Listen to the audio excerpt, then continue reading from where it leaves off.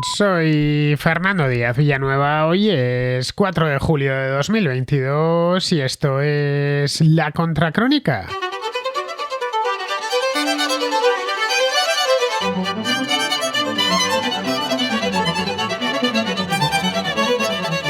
La semana pasada, Nicola Sturgeon, la primera ministra de Escocia, anunció la celebración de un referéndum de independencia para el próximo 19 de octubre, pero no de este año, sino de 2023.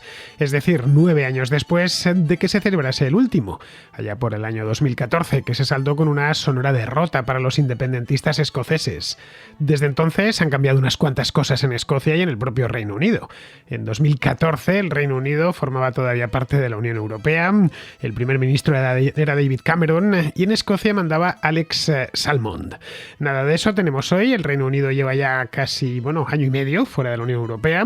De David Cameron apenas se acuerda ya nadie y Salmond cayó en desgracia tras el referéndum de independencia y su lugar lo ocupó Nicola Sturgeon.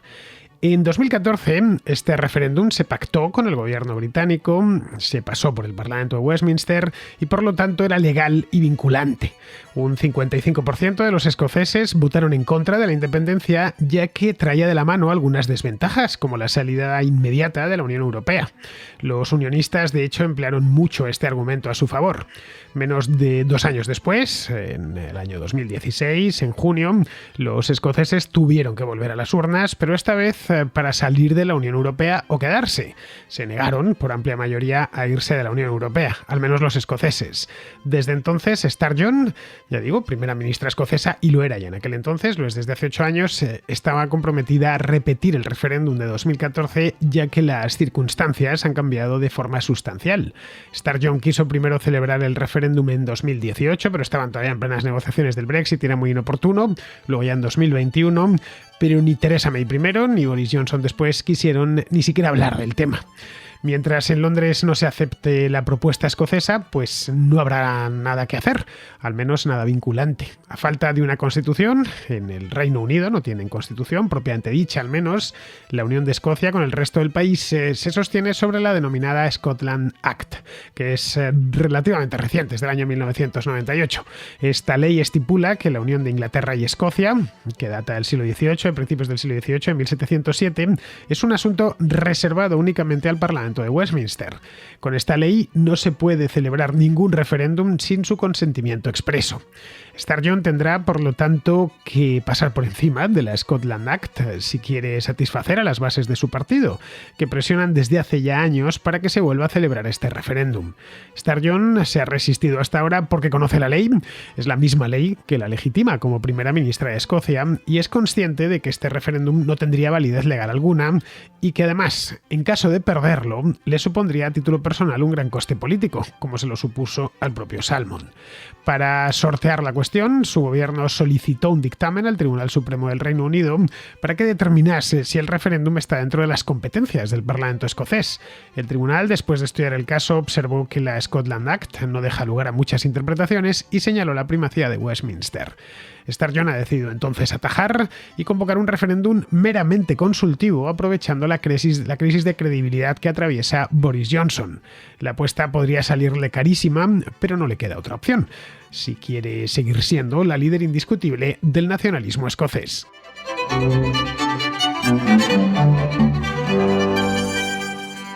Desde que se celebró en Escocia el referéndum de independencia, esto fue allá por el año 2014, fue en septiembre exactamente, el día 18 de septiembre, se han celebrado en Escocia varias elecciones, aparte de las propiamente las nacionales, que ahí sí que ha habido varias también, estuvimos las de 2019 y también las del año 2016, es decir, las que mantuvieron a Theresa May en el poder y luego posteriormente las que mantuvieron en el poder a Boris Johnson. Últimamente los primeros ministros del Reino Unido, cuando llegan al poder por un lado y en un momento y luego ya se mantienen en el poder gracias a unas elecciones. Bien, quitando las británicas, ha habido a efectos locales varias elecciones. 2 elecciones locales para los consejos, los councils que tienen en Escocia y una elección al Parlamento regional.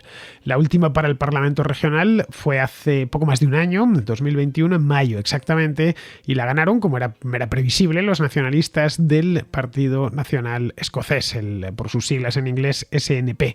Las ganaron con un 40 47% de los votos. Le siguieron en aquel momento los conservadores con un 21,9% y luego los laboristas con un 21,6%. El resultado encajaba bien con los resultados que habían obtenido los independentistas escoceses en el referéndum de 2014.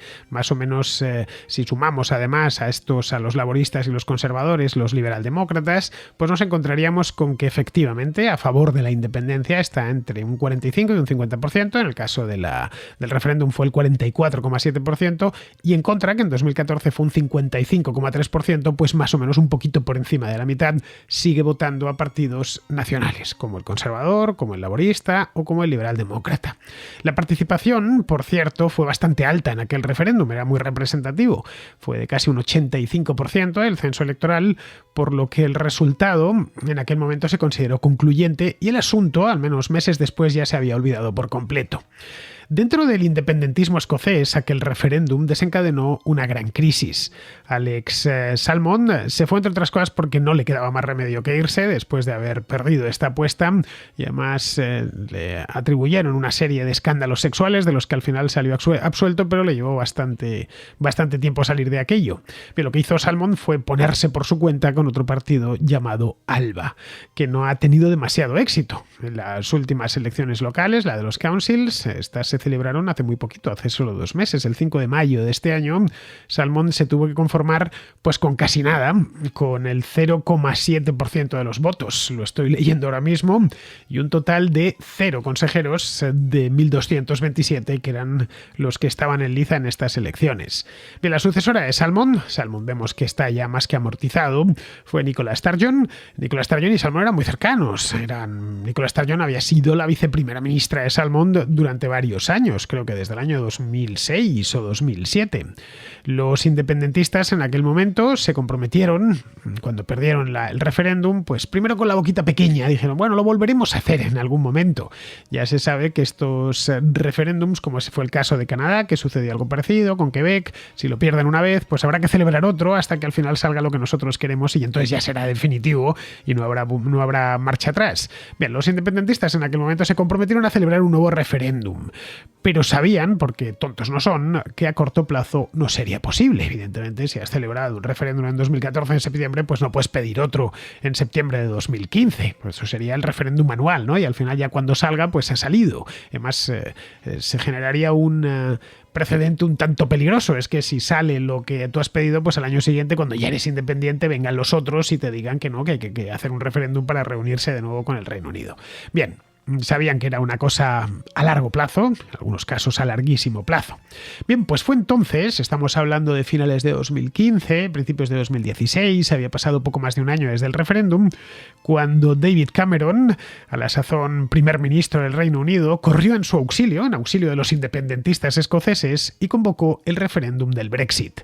Pensaba Cameron que iba a ganarlo, como había ganado el de Escocia, porque también lo había movido él para acabar con ese problema ya de una vez, ¿no? Es más, se planteaba Cameron en aquel momento que en menos de 2 años, entre 2014 y 2016, mataría 2 pájaros de un tiro. 2 pájaros que habían envenenado bastante la vida británica desde hacía años. El tema de la independencia de Escocia y el tema de la salida o no de la Unión Europea. Es decir, eliminaba de un golpe la posibilidad de una secesión escocesa, cosa que consiguió y esa le salió bien en el año 2014, y ya daba carpetazo al asunto de salir de la Unión Europea, que partidos como el UKIP, el UK Independence Party de Nigel Farage, que en su momento pues había sido muy activo, o los propios conservadores, Cameron tenía muchísimos brexiters dentro de su partido, ahí tenemos el caso de Boris Johnson, por ejemplo, que Boris Johnson, eso sí, se subió al carro en el último momento y cuando vio, o alguien le hizo ver, que las posibilidades de que aquel referéndum saliese bien eran reales. El que no las tenía, de hecho el Cameron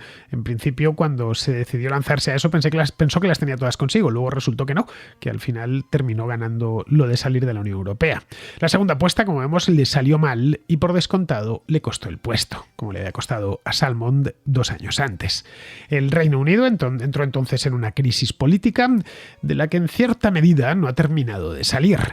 Primero vino Theresa May, luego ya en 2019 Boris Johnson. Boris Johnson no llegó al principio por la las urnas, simplemente su partido lo propuso ante la reina, porque Theresa May había dimitido poco antes, y ya lo que sí hizo Johnson fue en diciembre de 2019 convocar unas elecciones, unas parlamentarias, y ahí salió muy reforzado, con una supermayoría absoluta histórica. Hacía muchas décadas que el Partido Conservador no ganaba de la misma manera. Bien, pues este mismo Boris Johnson atraviesa, como os contaba aquí en La Contra, hace apenas un par de semanas, atraviesa serios apuros. Uno de los problemas domésticos, es decir, nacionales, que traía aparejado el Brexit era que los escoceses podían volver a pedir un referéndum, en tanto en cuanto muchas cosas habían cambiado. De hecho, habían cambiado de las principales. En el año 2014... durante la campaña del referéndum escocés, los unionistas, es decir, tanto conservadores como laboristas, habían utilizado como uno de sus principales reclamos electorales el hecho de pertenecer a la Unión Europea. Es decir, que si Escocia decidía, los escoceses decidían marcharse, al día siguiente saldrían de la Unión Europea, y eso tendría unas consecuencias muy serias para la propia Escocia, para la economía escocesa, para los propios escoceses. Estar en la Unión Europea era interesante. Los escoceses además siempre se han caracterizado por tener un europeísmo más acendrado que el de los ingleses o el de los galeses, y esto a muchos escoceses se lo hizo pensar. Bueno, sí, estoy a favor de la independencia de Escocia, pero no de salir de la Unión Europea, y en el momento en que nos separemos del Reino Unido, pues tendremos que salir, porque el que es miembro es el Reino Unido, no es Escocia. Y esto mismo es lo que supieron aprovechar los partidarios de que Escocia siguiese formando parte del Reino Unido. Claro, a partir de 2016, que fue muy poco tiempo, no llegó a 2 años, el Reino Unido pasó a estar fuera. Bueno, tardó todavía en salir del todo, pero después del referéndum del Brexit, en junio de 2016, ya se sabía que en un periodo relativamente breve de tiempo iba a estar fuera. Y eso hacía que las circunstancias hubiesen cambiado de manera drástica. Por lo que procedía en aquel momento, y se habló mucho, especialmente en 2016 y 2017, de cuándo iba a llegar el siguiente referéndum escocés. Luego había un agravante añadido con esto, y es que el referéndum del Brexit había arrojado en Escocia resultados muy diferentes a los que había arrojado en Inglaterra. En Escocia, los partidarios de permanecer eran muchos más que en Inglaterra. En Escocia votó Remain, es decir, permanecer dentro de la Unión Europea, el 62% del electorado, y a favor de la salida de la Unión Europea el 38% del electorado. Si lo comparamos con Inglaterra, en Inglaterra votaron por irse el 53% y el 47% por quedarse. En Gales el resultado fue parecido, pero no en Irlanda del Norte, donde el 44% votaron a favor del Brexit y el 56% a favor de la permanencia. Cuando se dijo en aquel momento los británicos han querido salir, pues la cosa iba por barrios. Había británicos que efectivamente querían salir, especialmente en ciertas regiones rurales y sobre todo el sur de Inglaterra, pero en otros, y Gales, que normalmente no se les suele tener en cuenta porque son poquitos, pero en otros lugares como Irlanda del Norte, especialmente las áreas fronterizas con la República de Irlanda y sobre todo Escocia, el rechazo al Brexit era en algunos lugares masivo. Bien, el Brexit en definitiva, como podemos ver, no representaba el sentir de la mayor parte de los escoceses, de manera que en aquel momento, y os lo comenté, el Brexit lo he llevado muchísimo en la Contracrónica desde que empecé. De hecho, la Contracrónica empezó como programa el mismo año del Brexit, en 2016, así que agarré este tema desde su inicio. Bien, lo veían como los escoceses, o muchos escoceses, el repetir el referéndum como algo más que justificado, lo veían como algo necesario. Había cambiado un elemento fundamental y se tenía que volver a votar.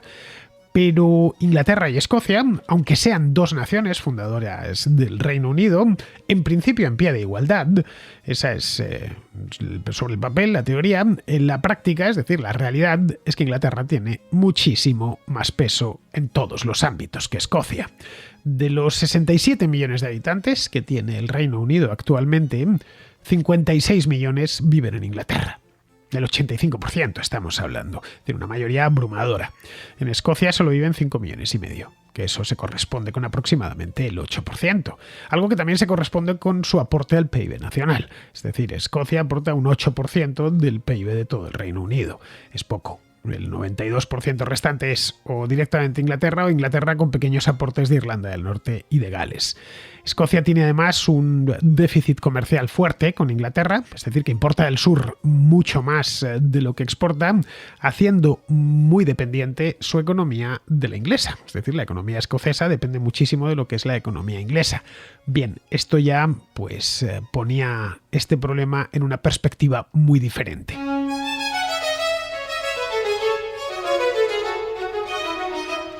Con estos números que os acabo de dar, se comprende perfectamente, además, que en Londres no le dediquen mucho tiempo a la cuestión de Escocia. Bueno, y de hecho, y esto es ya sea como, yo creo que dato casi definitivo, hay muchos más habitantes en el Gran Londres, es decir, dentro de la M25, de esa autopista que circunvala Londres, que en toda Escocia. Londres tiene unos 9 millones de habitantes, el Greater London, pues Escocia tiene 5 millones y medio y, ojo, es bastante grande. Tienen además de eso, además de que no les preocupa mucho porque a ojos de un londinense Escocia es insignificante desde el punto de vista demográfico y económico, aparte de eso tienen un seguro legal para preocuparse aún menos. Cuando en el año 1998 Escocia recuperó su parlamento, se dejó la cuestión de la independencia, que ya algunos lo pedían, al Parlamento de Westminster. Era un asunto nacional y por lo tanto tenía que tener, en el caso de que hubiese la posibilidad en el futuro de que los escoceses quisiesen un referéndum, tenían que pasar antes por el Parlamento, por Londres. Es decir, que se puede celebrar un referéndum, sí, pero solo si la Cámara de los Comunes lo avala. Nada más, y así lo dice claramente y de manera expresa la Scotland Act, es decir, la ley de Escocia. De lo contrario, pues sí, por poder se puede celebrar un referéndum, ¿no? Pero no servirá absolutamente para nada porque no tendrá, no será vinculante, no obligará a nadie y no convertirá ni mucho menos a Escocia en un estado independiente. Bien, esto pone a Nicola Sturgeon ante una disyuntiva. Si no convoca el referéndum, cosa que no ha hecho hasta el momento, y ojo, han pasado ya unos cuantos años del Brexit, pues tantos como 6 acaba de hacer ahora mismo, en finales de junio. Si no lo convoca, pierde credibilidad ante los nacionalistas y los independentistas, que no consiguen además despegar en las urnas. Y esta es la realidad. En las elecciones locales escocesas de 2017, un año después del Brexit, obtuvieron los del SNP el 32% de los votos. En las de hace 2 meses, el 34% de los votos. Es decir, tienen más o menos el mismo número de consejeros locales. A pesar del Brexit y de todo el desorden que ha generado en el Reino Unido, en todas partes, ahí en las 2 islas, tanto en Irlanda del Norte como en Gran Bretaña, bien, a pesar de todo aquello, el apoyo a la independencia de Escocia permanece estancado, en torno al 45% desde hace años. Hubo un repunte en el año 2020, que esto lo hicieron notar en aquel momento, ha superado el 50% de apoyo, llegó incluso en algún momento a superar el 55% de apoyo, lo que invertía los resultados del referéndum, pero claro, un apoyo demoscópico, vamos, encuestas que se habían hecho y que daban un apoyo histórico a favor de la independencia. De esto estamos hablando hace ya un par de años, pero por lo demás se mantiene, ya digo, en torno al, dependiendo de la encuesta que escojamos, el 44, el 43, el 45, el 47, el 48, pero en torno al 45%. El rechazo a la independencia de Escocia está en torno al 47, 48%, en torno a la mitad, más o menos. Y el restante podríamos dejarlo ahí, pues hay un núcleo de indecisos que rondan el 7, el 8%. Encuestas sobre este tema no es que haya una al año. Es que se hacen continuamente. Desde que el viernes pasado anunció Nicola Sturgeon que iba a haber un referéndum en octubre del año que viene, es que ya han hecho 2 en el Reino Unido, a una velocidad de vértigo, han pasado apenas 3 días, ¿no? Bien, se están haciendo continuamente y la cosa no cambia de manera sustancial desde el año 2014. No es que nos encontremos ahora mismo con que los independentistas son de manera consistente y a lo largo del tiempo, a lo largo de los años, pues el 75%, el 80% del electorado. En ese caso es difícil que en Westminster se atreviesen a negarse a un nuevo referéndum, pero es que no es el caso, están como estaban. De hecho, en el caso de que ese referéndum se celebrase con todas las de la ley, por lo menos con la ley de Escocia, la Scotland Act, con el consentimiento del Parlamento, en una palabra, la probabilidad de que se repitan los resultados, décima arriba, punto abajo, los resultados de 2014, es bastante grande, la verdad. Sturgeon lleva años repitiendo que, bueno, que a pesar de eso, el referéndum es la única salida posible, porque de lo contrario se vendría a demostrar que la unión voluntaria de las naciones que componen el Reino Unido, es decir, Inglaterra, Gales, Escocia e Irlanda del Norte, pues es esencialmente una ficción sostenida por los políticos en Londres, por los políticos ingleses en Londres. Desde 2017, cuando ganó las primeras parlamentarias después del Brexit, las parlamentarias escocesas estoy hablando, 2011 había ganado Salmond, obviamente, y en mayo de 2016 había ganado Sturgeon en las primeras elecciones que se presentaba como candidata a la presidencia de Escocia, pero claro, aún no se había en mayo, faltaba mes y pico para que se celebrase, a principios de mayo fueron estas elecciones, para que se celebrase el referéndum del Brexit. Por lo tanto, lo que se hizo en Escocia fue hacer unas nuevas elecciones en 2017. Bien, desde entonces ha venido, y han pasado ya 5 años, ha venido insistiendo en que las victorias electorales de su partido son algo así como referéndums en miniatura. Pero claro, a pesar de que el SNP es indiscutiblemente el partido más votado de Escocia, no gana nunca con más del 50% de los votos. Ronda, en el caso de las presidenciales, lo mismo, se queda en el 45% aproximadamente. En 2016, por ejemplo, obtuvo el 46,5% y en 2021 las elecciones regionales parlamentarias de Escocia el 47,7%, y en las locales se queda en torno a un tercio. Vamos, que no ha conseguido despegar. Esto es un signo de la debilidad de Sturgeon y del propio independentismo escocés, que se ha demostrado y se está demostrando incapaz desde hace ya bastante tiempo de ampliar su base, y esto desde que tomó fuerza este movimiento, hará cosa de 20 años, que creció primero como la espuma en la primera década de nuestro siglo, y a partir de la segunda se quedó en torno al 45% de apoyos y ahí se ha mantenido. Bien, esto en Londres lo descuentan. Saben que los independentistas escoceses no están consiguiendo ampliar la base de votantes. Luego tienen además algunos argumentos de peso. El primero y fundamental es la Scotland Act, es decir, la ley de Escocia, que legitima al propio gobierno escocés. El gobierno escocés, tal y como lo conocemos, existe porque la Scotland Act prevé que exista. Si Sturgeon se salta esta ley, está poniendo en duda su propia legitimidad como presidenta de la región. Pero hay más que en Londres saben dosificar cada vez que les preguntan.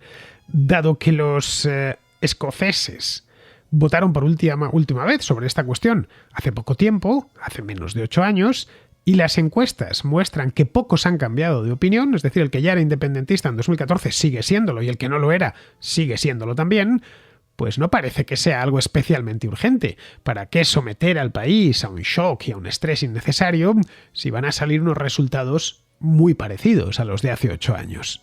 Por lo demás, Boris Johnson es normal que se muestre reacio a cooperar en la disolución de su propio país. Pedirle lo contrario pues sería como pedirle peras al olmo. De hecho, la amenaza de la independencia escocesa es una baza política para Johnson, que las próximas elecciones, según están las cosas, no tendrá mucho de lo que presumir. Tenemos la inflación en el Reino Unido por las nubes y el Brexit no ha traído más que quebraderos de cabeza. Pero desde el año 2014, desde el referéndum escocés, su partido, el Partido Conservador, es el único que ha defendido sin ambajes la unidad nacional.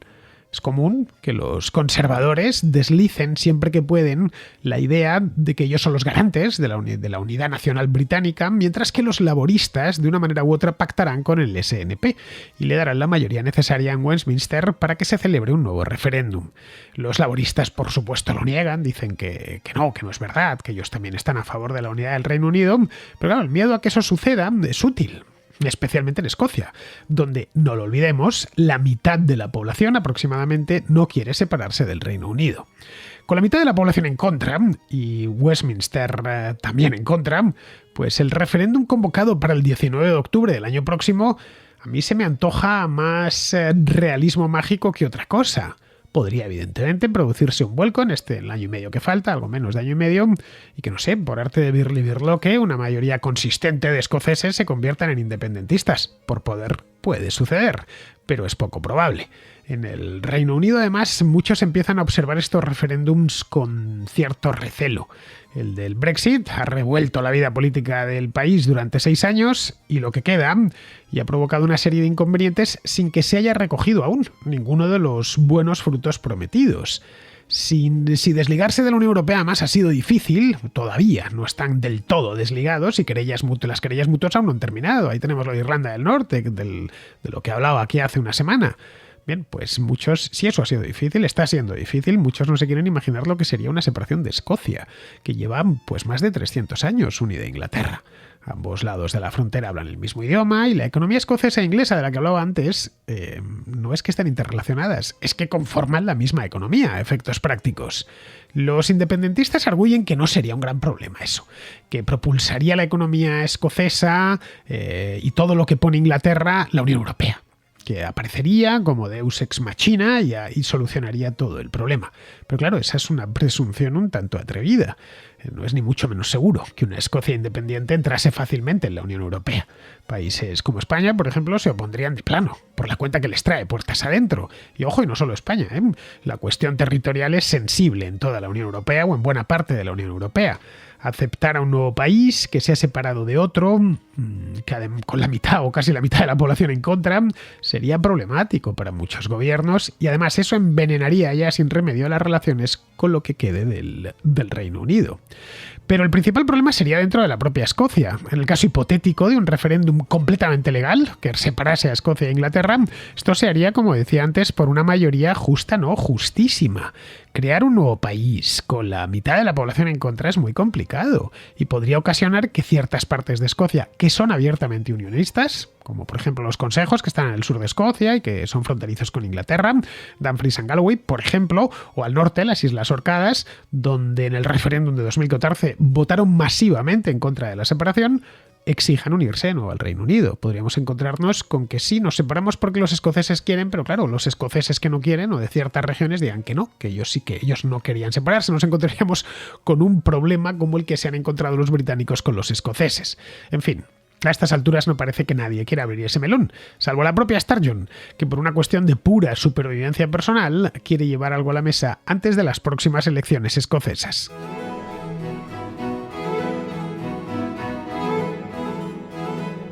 Vamos con la contrarréplica. Empezamos con Pablo, que nos trae el tema este del adoctrinamiento en la escuela, del que hemos hablado Alberto Garín, Javier Rubio y yo mismo en 2 ocasiones en los últimos días. En la contrahistoria del viernes y en la contrarréplica en directo de ayer. Muy buenas, Fernando. Muchas gracias por tu programa, lo escucho todas las mañanas. Estaba escuchando precisamente hoy el de cómo enseñar historia y pese a que estoy de acuerdo a grandes rasgos con todo, con que las cosas no se enseñan, sino que se aprenden, quería hacer un pequeño matiz sobre el hecho del adoctrinamiento que ejerce el gobierno a la hora de enseñar. Y es verdad que realmente la mayoría de las cosas que intentan transmitir la gente las acaba olvidando, pero yo creo que sí existe un adoctrinamiento no tanto en las cosas que se enseñan, sino en las cosas que se dan por hecho. Por ejemplo, el tema del debate de forma. A día de hoy se debate sobre quién es de izquierda, quién es de derecha y la gama de matices que hay entre esos dos polos. Pero, sin embargo, no se ataca la forma. Así, la democracia es el sistema correcto, cuáles son sus defectos, qué tipos de democracia hay, otros sistemas políticos que han existido a lo largo de la historia. O, por ejemplo, también el hecho de las fronteras del Estado. A día de hoy, el Estado de España, el Estado español, se sobreentiende que es el que es. Pero a lo largo de la historia sus fronteras han ido cambiando y podrían cambiar perfectamente. Y la nación y el Estado no se corresponden, pero sin embargo se da por hecho que es lo mismo. Y eso es porque no se entra al fondo del debate. Se dan por hecho ciertas cosas que eso sí que se queda y que va pasando de generación a generación, porque no se contempla que pueda haber una opinión alternativa al status quo actual. Entonces yo creo que el problema no es tanto lo que se enseña, sino lo que se da por hecho. Por supuesto que se pueden dar opiniones alternativas, Pablo. La red es un hervidero de ellas y están al alcance de todo el mundo. Otra cosa distinta es la educación reglada. Ahí se transmiten, o al menos tratan de transmitirse, conocimientos de todo tipo. Los conocimientos históricos que se tratan de transmitir los deciden los gobiernos central y autonómico mediante los planes de estudios. Esto no es cosa de ahora, ¿eh? Siempre. Desde que existe educación reglada desde arriba, en España desde la Ley Moyano, en 1857, esos planes se han hecho arriba y se han tenido que aplicar en todo el sistema educativo. Bien, pues eso mismo es lo que Alberto y yo pusimos en duda el otro día, que el Estado tenga que hacer planes de estudios. Pero bueno, ya que los hacen, dudamos muy mucho que consigan el efecto buscado, es decir, adoctrinar a los jóvenes. En otras épocas se intentó lo mismo y se consiguió lo contrario de lo que se buscaba. Los mismos que celebraban la llegada de la República en 1931 habían sido formados con un sistema educativo que fomentaba la monarquía. Pero acerquémonos más, como ayer el que lo comentábamos en la contra en directo. Bien, los mismos que participaron de forma entusiasta en la transición de los años 70 habían sido formados durante lo más duro del franquismo, cuya voluntad de adoctrinar a los jóvenes en las virtudes del nuevo Estado pues era evidente. Vamos, que no les sirvió de nada. Los mismos adolescentes que en 1955 desfilaban brazo en alto en los campamentos del Frente de Juventudes, 20 años más tarde se afiliaron al PSOE o al Partido Comunista y eran críticos con el franquismo que supuestamente les había adoctrinado. Pues con esto sucederá algo parecido, sino igual. Bien, vamos ahora con Ignacio, que a raíz del directo que hice con Sergio y Yago Rodríguez hace unos días, Sergio es un tío blanco hetero. Pues bien, nos hace un comentario respecto a la inmigración. Hola, saludos a todos los contraescuchas y a ti, Fernando. Y hoy me gustaría, no sé si discrepar o plantear una serie de dudas en referencia a algo que has manifestado en el directo que hiciste con un tío blanco hetero y Yago de Political Run, hablando sobre la inmigración y los problemas que se plantea con Marruecos. Y bueno, pues por mi trabajo lo sé de primera mano y evidentemente no hay, por una serie de imposibilidades políticas, no se puede echar a todos los inmigrantes que lleguen en patera. A ver, sí se podría, pero habría que tomar decisiones políticas duras y serias. Y a lo mejor nos supondría un problema con Europa también. Pero bueno, actualmente no se puede y lo que pase las 20 millas, de hecho se les va a buscar muy cerca de las costas y incluso hay casos en los que estamos hablando de un montón de millas náuticas. Después de las 20 millas náuticas de costa africanas, de ir a recogerlos prácticamente a las 20 millas, o sea, y después llevarlos hasta Tenerife y recorrer, pues no sé, una cantidad enorme de millas.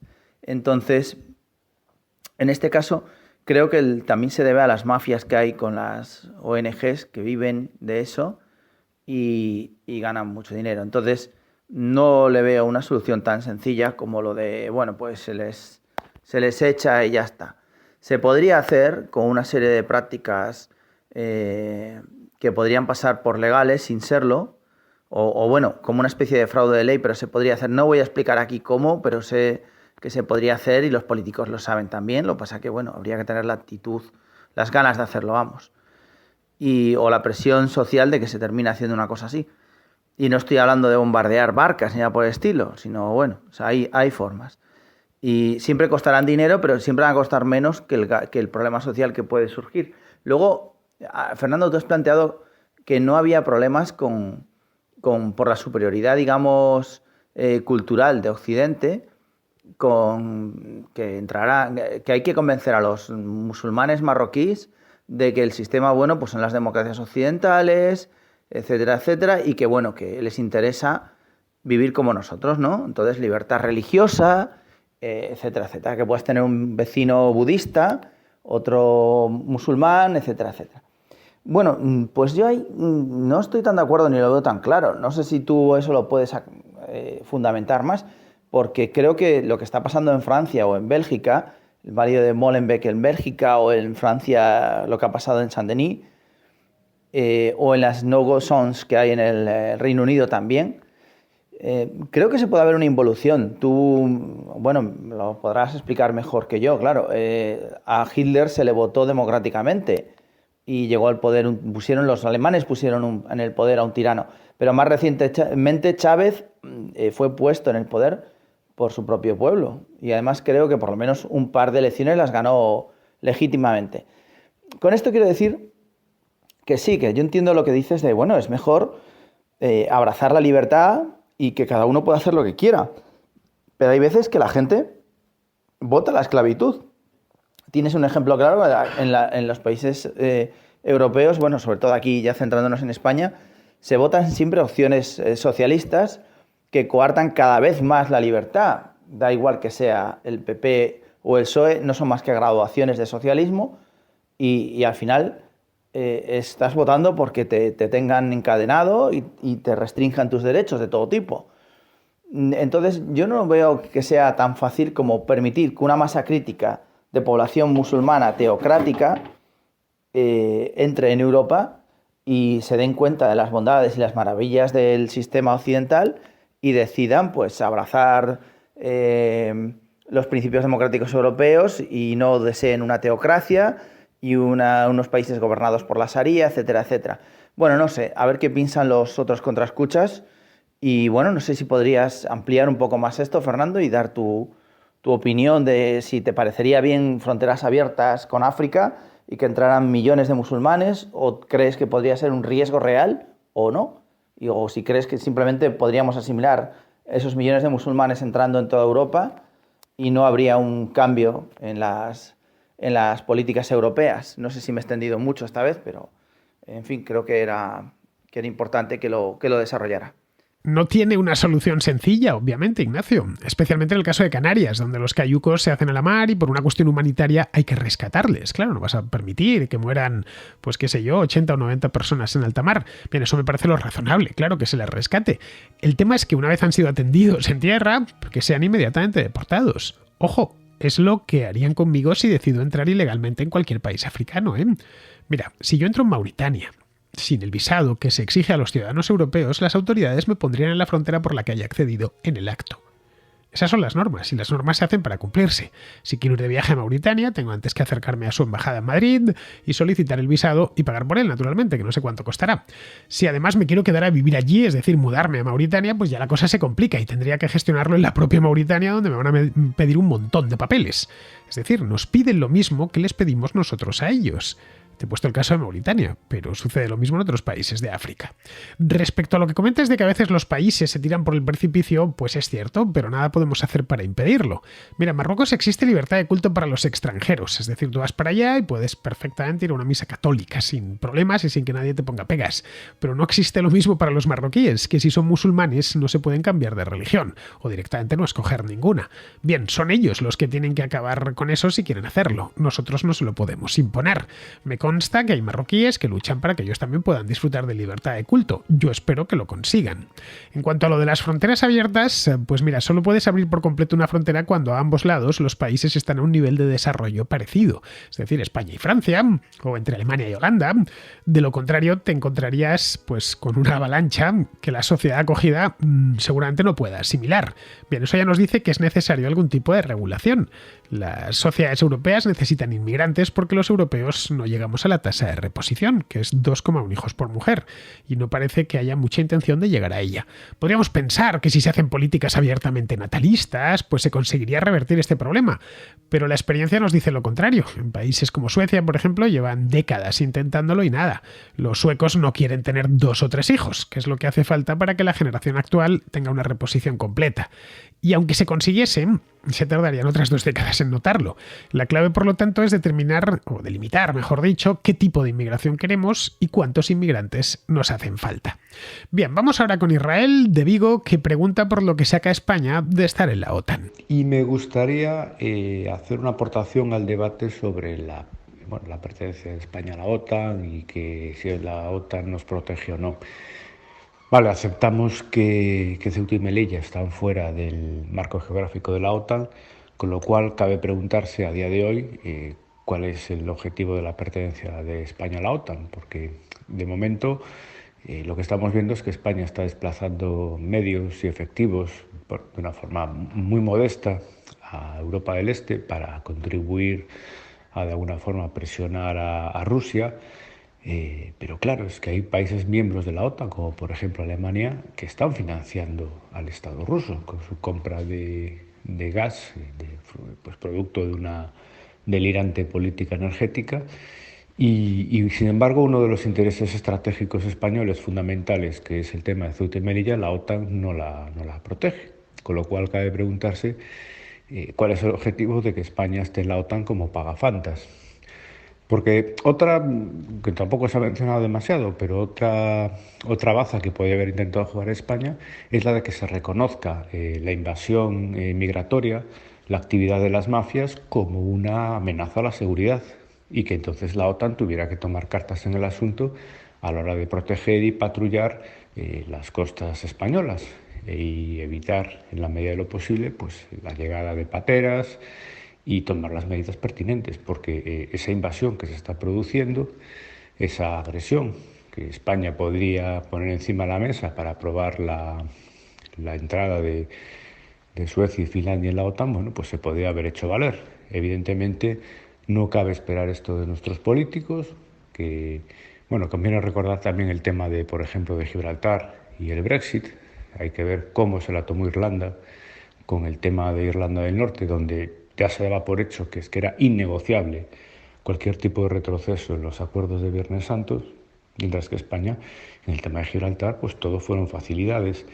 Entonces ya no sé si es un tema de incapacidad o, como algunos opinadores están poniendo encima de la mesa, si hay un tema de intereses económicos, es decir, de nuestra casta política, pues de que, bueno, estén pensando en retiros y en cargos institucionales a nivel internacional, algo que a nivel económico pueda explicar o dar una alternativa a una absoluta estupidez a la hora de llevar las relaciones exteriores de España. Pues mira, Israel, España está en la OTAN porque no puede no estar, dada su ubicación geográfica a caballo entre el Atlántico y el Mediterráneo. Si estuviésemos entre los Alpes y el Danubio, como Austria, por ejemplo, pues no habría necesidad de estar ahí, o si estuviésemos algo más al norte, donde está Irlanda. Además de eso, el hecho de estar en la OTAN otorga protección a todo el territorio español, salvo Ceuta y Melilla. Tenemos mutualizada la defensa y eso permite pues que no haya que destinar demasiado dinero a ella, porque Estados Unidos se encarga de la parte más cara y más delicada, es decir, de las armas nucleares. Los militares españoles obtienen también ventajas en términos de armamento y de entrenamiento. Podríamos pensar que España carece de amenazas, claro, con la excepción del expansionismo marroquí en Ceuta y Melilla. Y eso, al menos por lo que sabemos, es cierto, pero precisamente estar en la OTAN hace que si Marruecos, un gobierno marroquí en el futuro, pretendiese tomar Ceuta y Melilla a las bravas, pues tendría que vérselas con un país de la OTAN que tiene aliados poderosos. De cualquier modo, hoy por hoy el ejército español es superior al marroquí en todos los ámbitos, así que sin necesidad de ayuda externa puede defender estas dos plazas en caso de necesidad, del mismo modo que el ejército francés se basta para defender la Polinesia o el británico las Malvinas. Bien, pues con esto ya vamos a terminar. Vamos con Pizarro, que nos habla de Erdogan y la OTAN. Turquía es un aliado militar de la OTAN vagamente fiable y vagamente democrático, con el que se puede negociar su fidelidad y obviar su autocracia. Es un aliado que en los momentos de crisis aprovecha no para desertar o pasarse, sino para sangrar a sus aliados, cobrándose cara su necesaria fidelidad. A los traviesos se les corrige, a los ventajistas se les soporta. Un cordial saludo de Pizarro. Y hasta aquí, queridos amigos, llega la contracrónica de hoy, 4 de julio, por cierto, fiesta nacional en los Estados Unidos de América. Mi felicitación para todos los estadounidenses que estén al otro lado. Y con esto, mañana ya será 5, eso sí, pues me despido de todos vosotros. Hasta mañana.